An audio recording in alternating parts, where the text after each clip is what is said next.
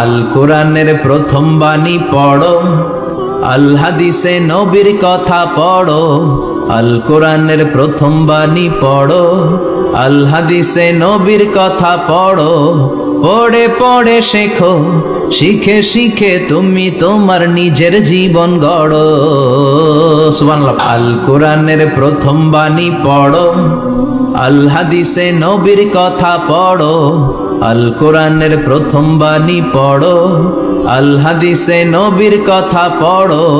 পড়ে পড়ে শেখো, শিখে শিখে তুমি তোমার নিজের জীবন গড়ো। সুবহানাল্লাহ। বিশ্বনবী উনি সবার নবী। বিশ্বনবী কি শুধু আমাদের নবী?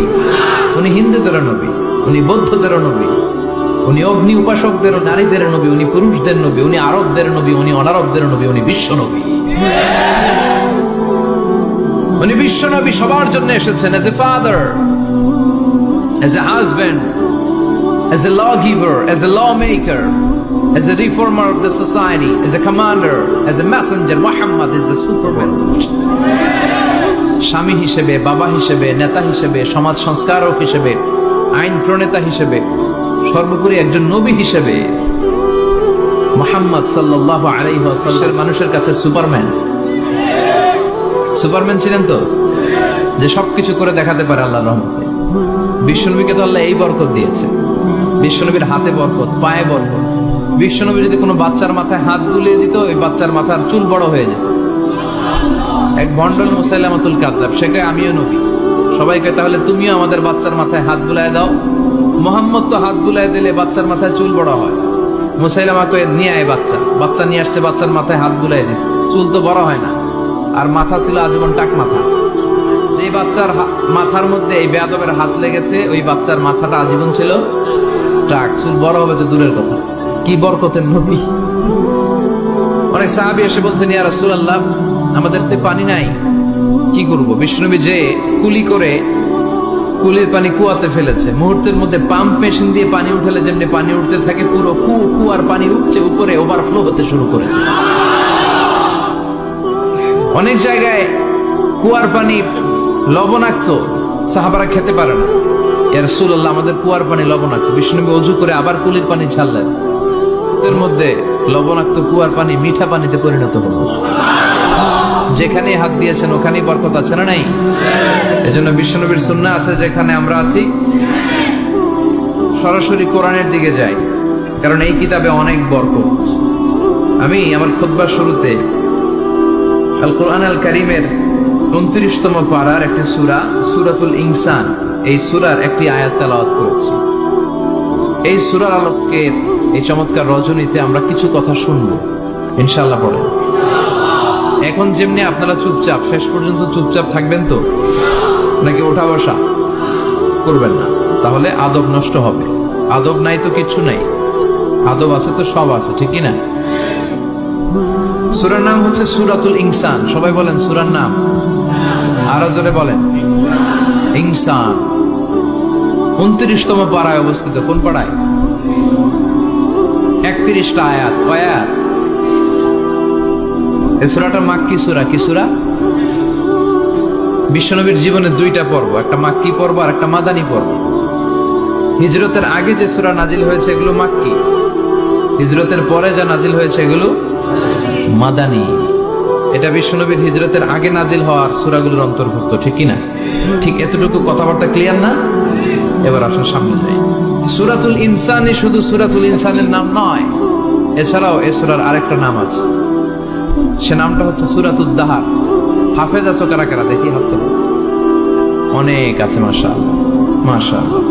তো কিছু কিছু কোরআনে এই সূরাটার নাম লেখা থাকে সূরাতুল ইনসান, কিছু কিছু জায়গায় লেখা থাকে সূরাতুল দাহার, হিনুম মিনাত দাহার। যেহেতু প্রথম আয়াতে দাহারের কথা আছে, আবার হাল আতা আলাল ইনসান, ইনসানের কথাও আছে। এজন্য কোন নুসখাতে এই সূরার নাম সূরাতুল ইনসান, আবার কোন নুসখায় এই সূরার নাম সূরাতুল আদ-দাহার।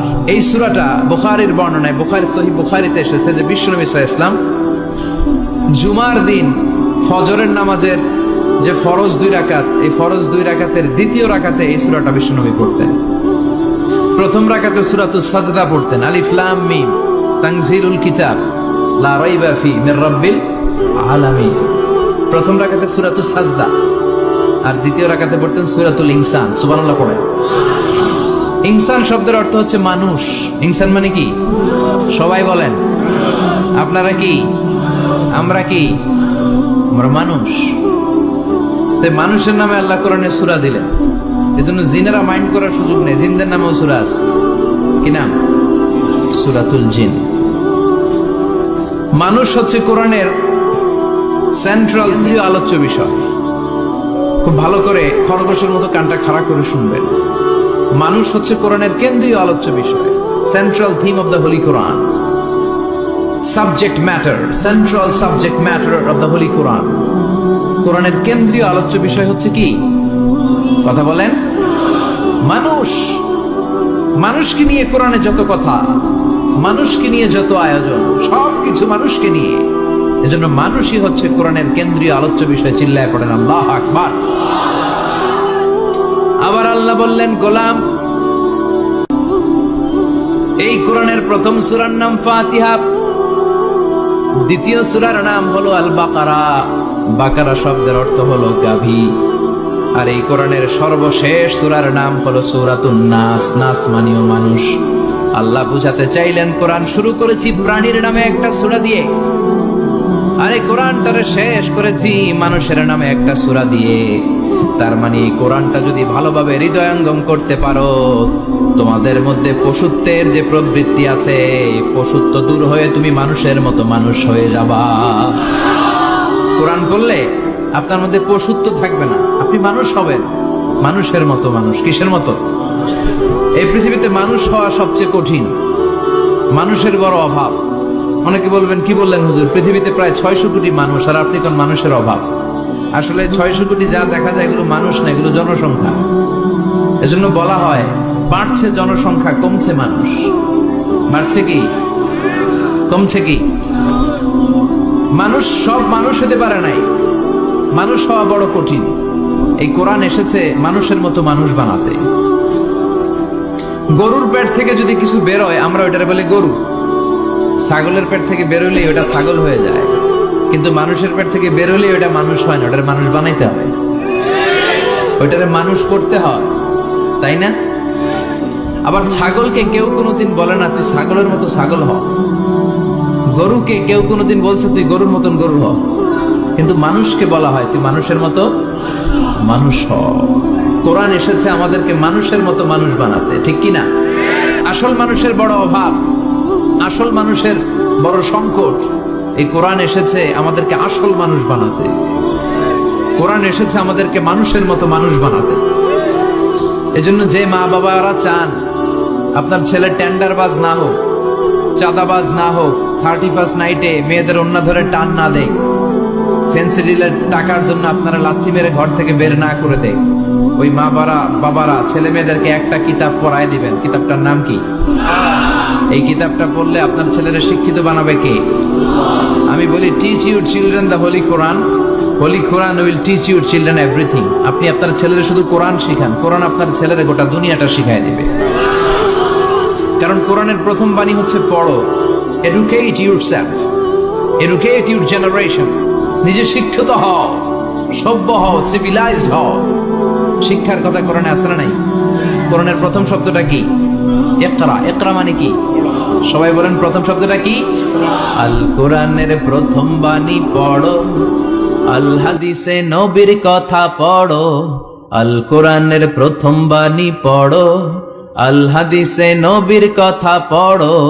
পড়ে পড়ে শেখো, শিখে শিখে তুমি তোমার নিজের জীবন গড়ো। সুবহানাল্লাহ পড়ে। কোরআন পড়লেই জীবন গড়া যায়, ঠিক কিনা?